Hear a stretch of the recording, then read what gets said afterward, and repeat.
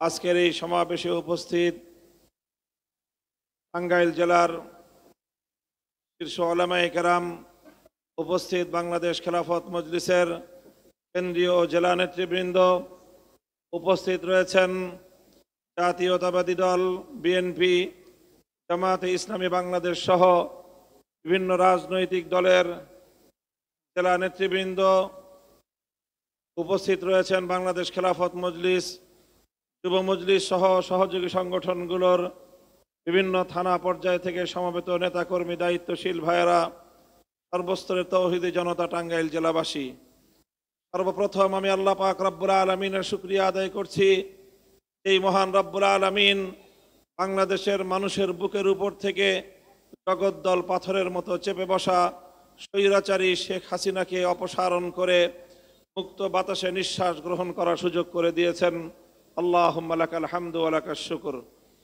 সংগ্রামী সাথী ও বন্ধুগণ, আমি এই সকল শহীদানদেরকে স্মরণ করছি 2009 সালে যারা প্রাণ দিয়েছিলেন, 57 জন দেশপ্রেমিক সেনা কর্মকর্তা।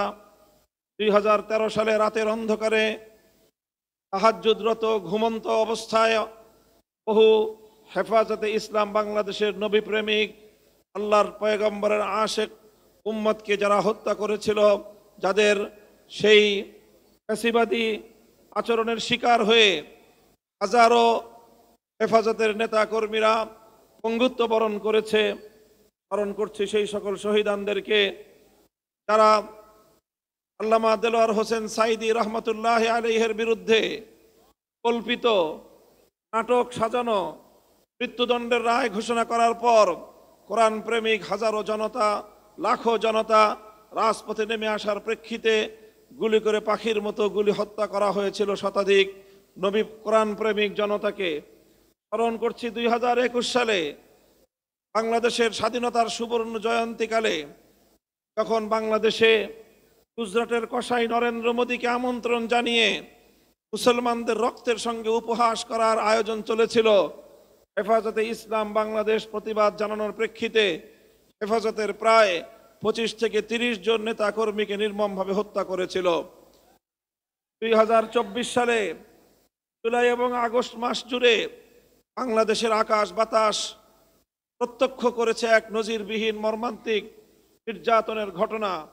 পৃথিবীর ইতিহাসে বিরল শান্ত স্বাভাবিক পরিবেশে এমনিভাবে একটি সাধারণ ছাত্র জনতার বিরুদ্ধে এমন হত্যাযজ্ঞ চালানো যায় আজকের 21 শতাব্দীতে এসে, যার কল্পনা করাও কঠিন। এজন্য আমি বলে থাকি, বাংলাদেশে হাজার বছরের মধ্যে শেখ হাসিনার মতো এত নির্মম, এত বর্বর কোনো মানুষের জন্ম হয়েছে কিনা আমার সন্দেহ হয়। এই নির্মমতার শিকার হয়েছে আমাদের স্কুলের কোমলমতি ছাত্ররা, নির্মমতার শিকার হয়ে শাহাদাত বরণ করেছে কলেজ ইউনিভার্সিটির ছাত্ররা, শিকার হয়েছে আমাদের মাদ্রাসার 3 বছরের শিশু সন্তান রেখাই পায়নি।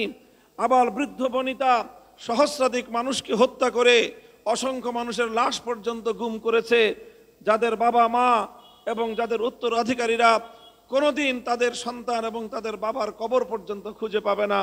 এই নির্মমতার স্বাক্ষর হয়ে থাকবে বাংলাদেশ। এইদের জন্য রুহের মাগফিরাত কামনা করি। আর নাম না জানা, পরিচয় না জানা, গুমের শিকার, খুনের শিকার গত 15 বছরে বাংলাদেশের অসংখ্য মানুষ, বহু মা এখনো রাতের পর রাত নির্ঘুম রাত কাটায়, পথের পানে চেয়ে থাকে, ওই বুঝি মায়ের সোনাধন আবার তার কোলে ফিরে আসবে। এইভাবে কত বাবা এখনো পর্যন্ত হাসপাতাল থেকে হাসপাতাল, মর্গ থেকে মর্গে ঘুরে বেড়ায়, তার সন্তানের লাশটুকুর অন্তত সন্ধান পাওয়া যায় কিনা। এই ছিল আমাদের বাংলাদেশের নির্মম চিত্র। এই বাংলাদেশ গড়ার জন্য এদেশের হাজারো মানুষ রক্ত দিয়ে বাংলাদেশ গড়েনি। এই বাংলাদেশ থেকে আল্লাহ পাক শেখ হাসিনাকে অপসারণ করে আমাদের সেই প্রাণের বাংলাদেশ গড়ার সুযোগ করে দিয়েছেন। আমাদেরকে আল্লাহ পাক রব্বুল আলামিনের কাছে আবারও শুকরিয়া আদায় করতে হবে। সংগ্রামী সাথী ও বন্ধুগণ, আমরা স্পষ্ট ভাষায় বলতে চাই, বিজয় অর্জন করা যতটা কঠিন, বিজয়কে রক্ষা করা তার চেয়ে বেশি কঠিন। আমাদেরকে সেই দীর্ঘ এক সংগ্রামে নামতে হবে। আমরা যদি সাময়িক বিজয়ের তৃপ্তিতে আমরা যদি তৃপ্তির ঢেকুর তুলি, এ বিজয় যে কোনো সময় ছিনতাই হয়ে যেতে পারে, যে কোনো মুহূর্তে বিজয় আমাদের হাতছাড়া হয়ে যেতে পারে। পরাজিত শক্তি বসে নেই। পতিত স্বৈরাচার আবার বাংলাদেশের মানুষের বুকের উপর সবল মারার জন্য অপেক্ষার প্রহর গুনছে। আমরা তিক্ত অভিজ্ঞতা স্মরণ করতে চাই। 1971 সালে বাংলাদেশ স্বাধীন হয়েছিল। আমার এই বাংলাদেশ 55,000 বর্গ মাইলের এই জনপদ, এখন যেই জনপদের নাম বাংলাদেশ, কখনো এই জনপদের নাম ছিল পূর্ব পাকিস্তান, কখনো এই জনপদের নাম ছিল পূর্ব বাংলা।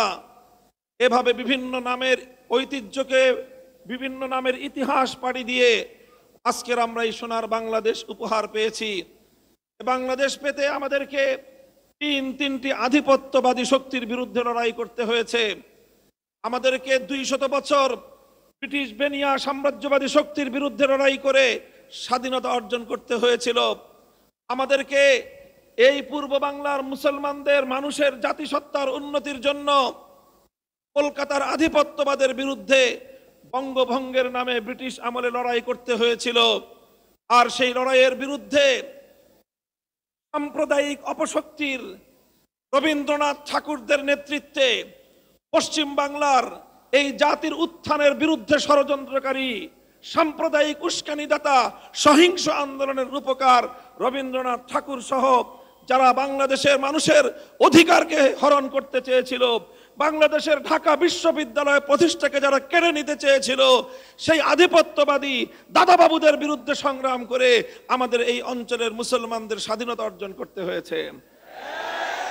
এরপর 1947 সাল থেকে 1971 সাল 24 বছর পর্যন্ত পশ্চিম পাকিস্তানের খান পাঠানদের বিরুদ্ধে আমাদেরকে লড়াই করতে হয়েছে। আমরা ওদেরকে বলেছিলাম, আমরা তোমাদের ভাই, তোমরা আমাদের ভাই।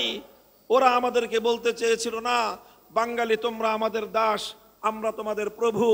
আমরা পরিষ্কার বলে দিয়েছিলাম, আমাদের মাওলানা আব্দুল হামিদ খান ভাসানী পরিষ্কার বলে দিয়েছিলেন যে আমাদের বন্ধু থাকতে পারে, এই জমিনের মধ্যে আমাদের কোনো প্রভু নাই। আজও আমরা বলতে চাই, আমাদের একজনই রব, এক প্রভু আরশের উপর যিনি থাকেন। এই জমিনে আমাদের কোনো প্রভু নাই, বন্ধু থাকতে পারে। এই জমিনের কোন মানুষ যদি আমাদের উপর প্রভুত্ব ফলাবার চেষ্টা করে, তার চোখ আমরা উপরে ফেলবো।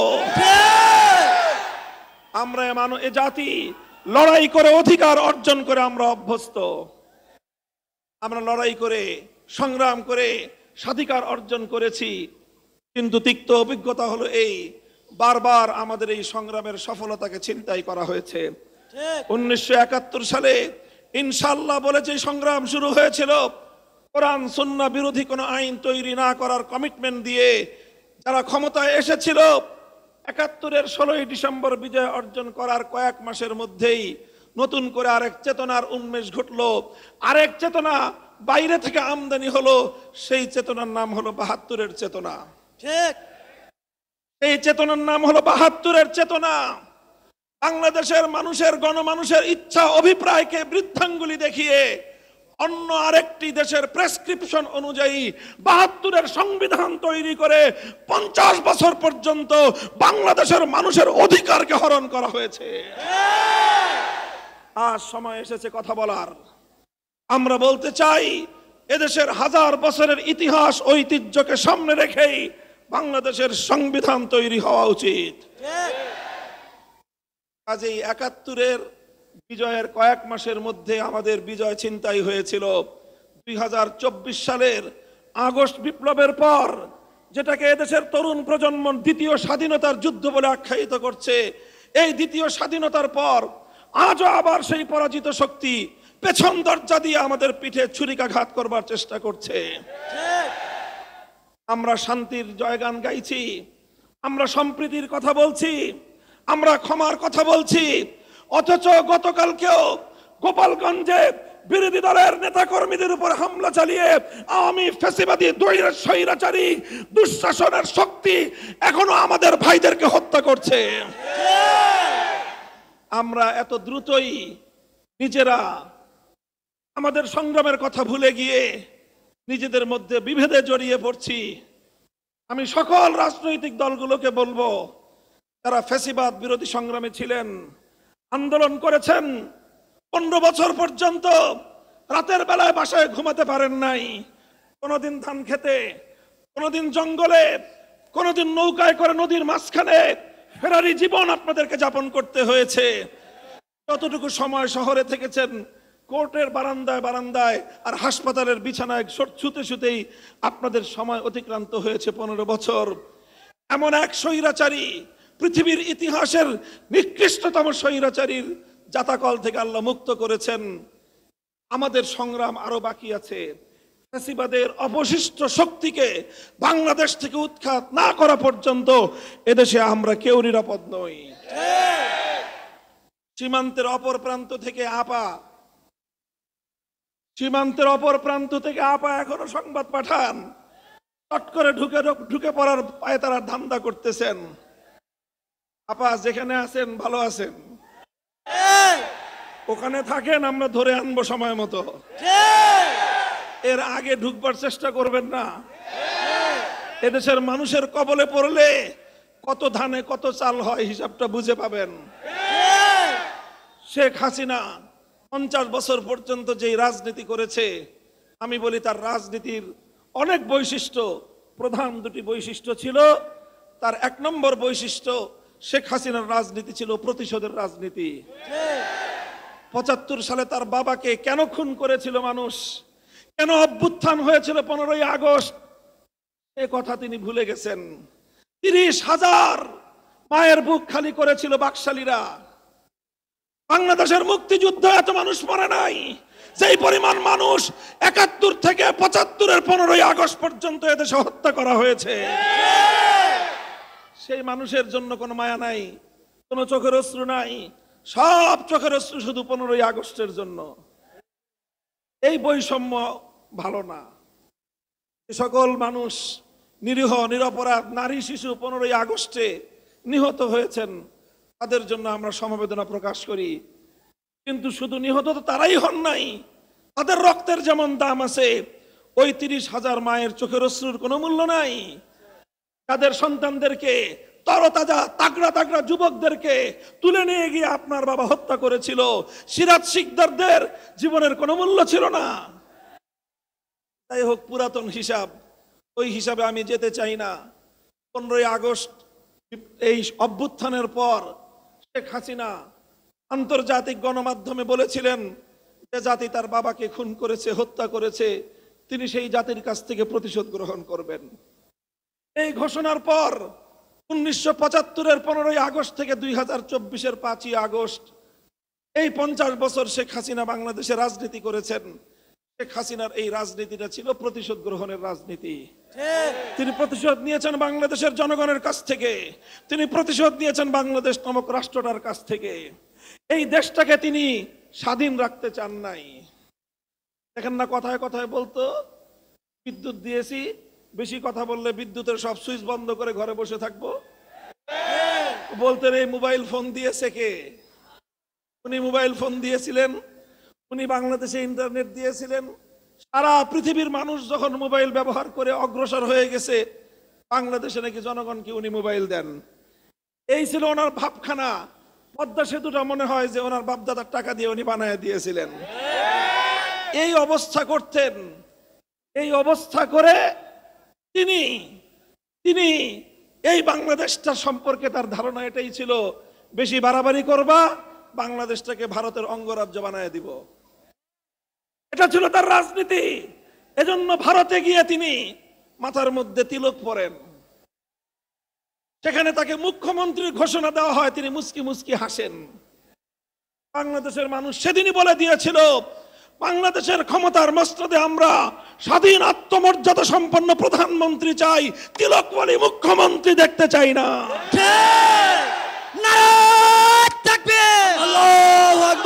এই ছিল শেখ হাসিনার প্রতিশোধের রাজনীতি। শেখ হাসিনার রাজনীতি ছিল বিভাজনের রাজনীতি। 2024 সালের ছাত্র জনতার অভ্যুত্থানের মাধ্যমে তার বিভাজনের রাজনীতি পরাজিত হয়ে বাংলাদেশের মানুষের মধ্যে অভূতপূর্ব ঐক্য সূচিত হয়েছিল। এই ঐক্যই ছিল বাংলাদেশের আগস্ট বিপ্লবের শক্তি। এই ঐক্যের মাধ্যমে এদেশের মানুষ ফ্যাসিবাদকে পরাজিত করতে সক্ষম হয়েছে। এই ঐক্যটা আমাদের ধরে রাখতে হবে। এই ঐক্য যদি আমরা ধরে রাখতে না পারি, বিএনপি, জামাতে ইসলাম, হেফাজতে ইসলাম, আমরা কেউ এদেশে নিরাপদে থাকতে পারবো না।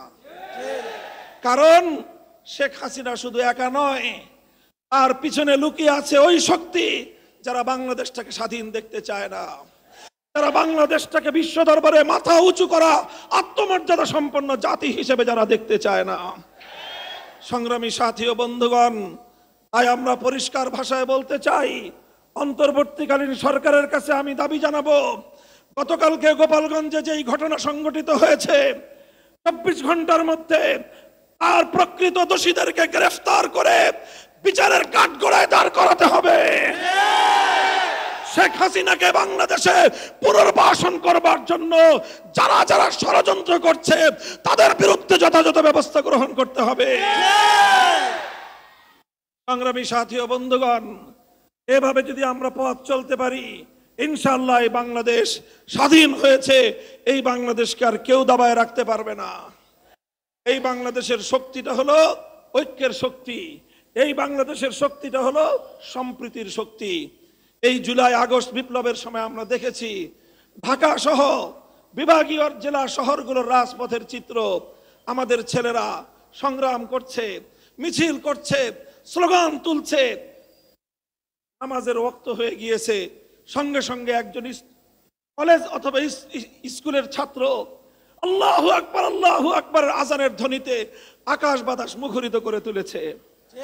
একজন ইউনিভার্সিটির ছাত্র ইমাম হয়ে নামাজের ইমামতি করছে, তার পিছনে সারিবদ্ধ হয়ে শত সহস্র আমাদের ছাত্ররা, তারা কাতারবদ্ধ হয়ে নামাজে দাঁড়িয়ে সেই পিচ ঢালা রাজপথকে জায়নামাজ বানিয়ে আল্লাহর দরবারে সেজদায় লুটিয়ে পড়েছে। আর এরপরে নামাজের পরে খোদার দরবারে ফরিয়াদের হাত উত্তোলন করে চোখের অশ্রু ছেড়ে দিয়ে আল্লাহর সাহায্য কামনা করেছে। এরপরেই 5ই আগস্ট সফল হয়েছে। কাজে মনে রাখতে হবে, এই আগস্ট বিপ্লব ইসলামের নামে হয়েছে। এই আগস্ট বিপ্লব আল্লাহর কাছে ফরিয়াদ জানিয়ে হয়েছে। এই আগস্ট বিপ্লব আল্লাহু আকবারের আওয়াজ এবং ধ্বনি হয়েছে। নারায়ে তাকবীর, আল্লাহু আকবার, নারায়ে তাকবীর, আল্লাহু আকবার। দিল্লি না ঢাকা, ঢাকা ঢাকা, দিল্লি না ঢাকা, ঢাকা ঢাকা। সংগ্রামী সাথী ও বন্ধুগণ, সুতরাং এই চেতনা, এই বৈশিষ্ট্যকে ধরে রাখতে হবে।